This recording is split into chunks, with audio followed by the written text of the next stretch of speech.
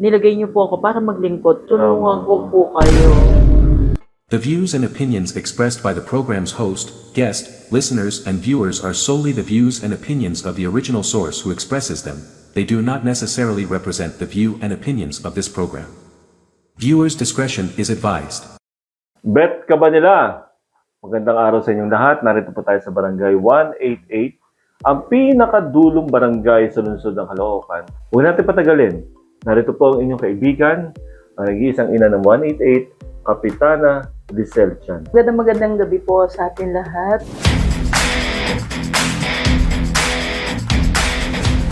Ako po si Kapitana Lisel Chan ng Barangay 188. Alam niyo, nagulat ako kanina talaga dahil itong araw itong mismo, isinagawa yung kasalang barangay. Ha? Sa Diyos Ama ako talaga nagpapasalamat. Kasi naging successful, napasaya ko yung mga kabarangay ko. Si Father, sabi ko, Father, pwede po ba ako maglambing? Sabi niya, sige po, ano po yung Kapitana? Baka naman pwede doon sa mga kabarangay ko na hindi pa kasal na nagsasama. Baka naman pwedeng ikasal mo, Father. Naku, isang beses lang ako nagsalta kay Father. Sige po, Kapitana, sige po. Ano po ba ang naging buhay mo noon, no? Nung ikaw wala pa sa politics? Nung araw ako ay isang ibon manager, housewife, gaasikaso lang ng mga bata, sa aking asawa, sa aking pinakamamahal na mama.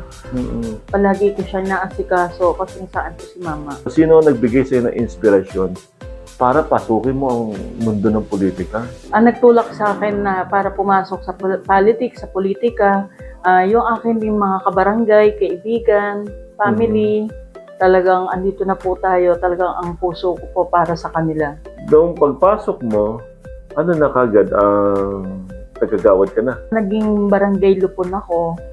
Naglupon pa po ako ng 6 years, parang gano'n. Malawang ano nila. Dinadiretso na. Yun. Ano pinakamahalagang aral sa iyo, Kapitana, sa iyong buhay nang bago ikaw ay pumasok sa politika? Yung pagmamahal ko sa magulang, sa pamilya ko, ina-apply ko yun sa mga kabarangay ko. Mahal na mahal ko yung mga senior. Maka-senior po ako kasi mama ko nga palagi ko iniisip yan. Kaya yun ang pinakamahalaga sa akin.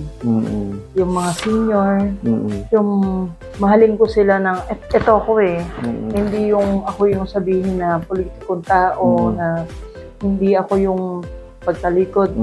Ito na ako akalangan ng iba,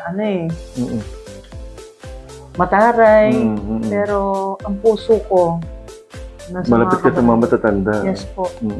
Kasi nga dahil base doon sa sitwasyon mo ngayon dahil andyan si Mother, di ba? Po yung pinakamalaking proyekto na iyong nagawa nung ikaw ay maging punong barangay. Ako pinagpapasalamat sa Diyos ang mga kataas-taasan. Nakabili po tayo ng fire truck para sa atin mga kabarangay, sa karatig barangay na nakakatulong po tayo, sir. Na-experience po na sunugan kami, sir. Talagang papasalamat po ako na may fire truck ang barangay. Nakabili po tayo. Kaya ng unang-unang ginawa mo. Yes po. Yan po talaga yung talagang sinabi ko kay sweetheart ko. Dahil gusto ko ng fire truck para sa atin mga kabarangay, sa karatig barangay natin para makatulong tayo. Talagang yun. Ito talaga yung finish ko. So si fire truck na yun, nag-organize ka rin ng staff doon na parang pinaka-fire volunteer. Meron po. Okay. So dumaan sila sa sa training? Sa training po. Okay. Meron po. So sa tuwing merong sunog na nagaganap, meron kayong radio communication na tinatawagan kayo para yung fire truck na yun ay dadala sa ibang barangay o ibang siyudad. Tumutulong po tayo. Dito po sa Barangay 188, free po lahat. Free po ang barangay clearance, free po ang barangay ID, free po ang certification, free po lahat. Ang indigency naman po talagang wala pong bayad dyan. Napakaswerte pala ng taga-barangay 188. Continuous project po tayo. Ngayon po magdadagdag pa po ako ng CCTV. Talagang gusto ko lahat. Bantay mo talaga no? Oo. Kasi nga yun ang ugali ng nanay Kung lumabas ang anak mo, dapat monitor kita. May mga dumarating sa iyo, syempre, mga hamon sa buhay na iyong mga naharap bilang public servant. So, paano mo ito nalampasan? Ngayon, meron po, sir, yung boundary Pero pinaglalaban ko yung mga kabarangay ko para hindi sila mapunta sa kabilang barangay. Ito yung hamon talaga. Ito yung ngayon po na hamon sa akin na talagang nakikiusap ako na sana makuha ko kasi Barrio San Isidro naman talaga to. Paano natutugunan yung mga pangailangan ng iyong nasasakop? Pag bumaba po ako ng area, kinakamusta ko po sila. Tapos, kinachat nila ako sa messenger, nagkakamustahan kami, hanggang sa, eto na, sasabihin nila, pwede ka makalapit? Opo, pwede po, sige lang po, punta po kayo. Or ako po ang bababa sa inyo. Tulad yan, pag may hingi ng mga wheelchair, hinatid ko po sa mga senior yan. Mayroon ba kayong mga programang nakatulong na malaki sa katulad ng edukasyon, kalusugan, pangkabuhayan? Dito po sa akin mga kabarangay, marami din po lumapit na gagraduate na hindi po makagraduate. Nagulat nga po ko, yung time na tinulungan ko na po, summa cum laude. Uy, congrats. Hindi po siya makagraduate. Kaya kinikilabutan po ako. Hindi siya makagraduate kasi walang pera. Walang pambayad. Ngayon nung binigay ko ng buo, yan na po ako. Kung sino man yan, alam niyo yan, hindi na ako magbabanggit. Na ko, talagang naiyak siya. Sabi ko, sige lang po. Pero Sabi ko dahil sa sa iyo, magulang. na Opo, hindi lang po isa, hindi lang po dalawa. Andito ako, sabi ko nga, handa akong tumulong. Kahit sahod ko, sir, bibigay ko eh. Doon sila naiiyak sa akin kasi pag sinabi lang ganito, eto, sige lang. Tapos, meron po tayo na nabigyan ng tulong sa mga empleyado din po natin na hindi po makagraduate din ng anak. Binigyan din po natin ng tulong. Hindi po basta tulong po eh. Ayoko po mag-mention kasi sir, sorry po ha. Kasi ako po kasi, pag tumulong, ayoko po magkwento. Tama. Kaya minsan sabi ko, okay wag na nang ikwento. Kasi, syempre, proud kami sa tulong mo. Andito kami. Okay lang po yan. Kasi, syempre, ako andito, nilagay niyo po ako para maglingkod. Tulungan ko po kayo. Kamusta naman ang mga proyekto mo pagdating sa kalusugan ng nasasakupan?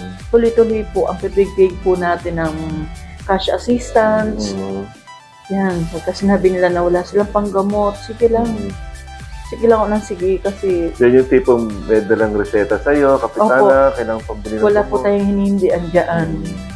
Masaya po ako na nakakatulong tayo, sir. Pero pagka medyo malaki, hingi ka na ng tulong Opo, kay na andiyan kay congressman. Mayor, Oo. pinabanggit ko po yan. Sabi ko, konti lang to ha, kasi ang dami nyo po. Oo. Pero, punta po kayo kay Mayor. Ini-endorse Tapos mo. Opo. Ini-endorse mo. Hindi po ako nahihiya, totoo po ito. Punta po kayo kay Mayor, punta po kayo kay Congressman. Sa palagay mo yung tagumpay na sa tingin mo na nagkaroon ng pinakamalaking epekto pagdating sa komunidad? Naging tahimik, mapayapa ang Barangay 188. Talagang diyan katuwang natin ulit si Mayor. Mayor Along Malapitan, talagang ako'y nagpapasalamat kasi syempre, hindi ko po kaya ng ako lang po. Katuwang ko po si Mayor Along Malapitan, ang mga kapulisan, ang barangay tanod natin, task force, andiyan po yung kagawad peace and order. Katuwang naman po natin si boss, andyan, yan, nangunguna yan. Talagang napakaswerte ko po talaga na bless po ang Barangay 188. Sabi ko nga, isa lang akong binoto, pero buong pamilya ko nakasuporta sa akin mga kabarangay. O ano po, Kapitana, yung mga pangunahin na mga plano para sa mga susunod na taon? Ipagpapatuloy ko po yung paglilingkod ko na may malasakit sa kapwa, pagmamahal. Siyempre, yun nga po, tuloy-tuloy po yung proyekto po, yung paglalagay po natin ng CCTV, sa akin nasasakupan, solar street light sa madidilim na lugar, mga patwalk po, tuloy-tuloy po ang Yung servisyo. suliranin na nakikita mo pwede mong solusyonan, mabigyan mo ng pansin. Gusto ko mas tumaas yung antas ng pamumuhay ng aking mga kabarangay. Gusto ko silang bigyan ng livelihood para mas umulad pa yung kanilang pamumuhay. Nagbigay po si Kap ng school supplies sa mga kabataan. Sa mga senior citizen naman po, mas gusto ko po silang bigyan ng mga pangangailangan nila na gamot. Number 1 yun. Opo, Kailangan kasi talaga marami po lumalapit sa atin na sa gamot. Paano mo gusto ikaw maalala ng tao? Ito yung legacy na talagang tatatak sa akin mga kabarangay, na yung pagmamahal ko sa kanila, talagang pinakita ko po at pinaramdam ko sa kanila. Kapitana, anong payo mo doon sa mga kabataan na nais din pasukin ang politika? Maging tapat sa serbisyo, yung pagmamahal sa kapwa, huwag nilang aalisin yan. Kung hindi ka naging isang politiko, Kapitana, ano ka kaya ngayon? Avon manager pa rin po ako. Yan po. Diyan po sa Avon manager, sa pamagitan niya, natutulungan ko po yung aking mga kabarangay para umangat po yung kanilang pamumuhay para sa kanilang pamilya. Ano po kaya yung bagay na tungkol sa iyo na maaaring hindi alam ng mga karamihan? Bago po ako pumasok sa opisina, hindi po ako naalis ng bahay. Ang mama ko hindi ko napapakain. Inaasikaso ko muna yung food niya. Lulugawan ko siya. Andiyan na yung gamot niya, naka-ready na. Pinakakain ko muna siya. Tapos yung asawa ko, si baby, ngayon may pasok na, inaasikaso ko rin. Personal ako nag-aasikaso. Pag nakapasok na si baby, naihatid na ni boss, si mama naman. Basta hindi po ako makontento pag ang mama ay hindi ko napapakain sa umaga. Napakaswerte natin pag may magulang tayo. Totoo yun. Anong mensahe mo kay bossing hanggang sa iyong mga anak?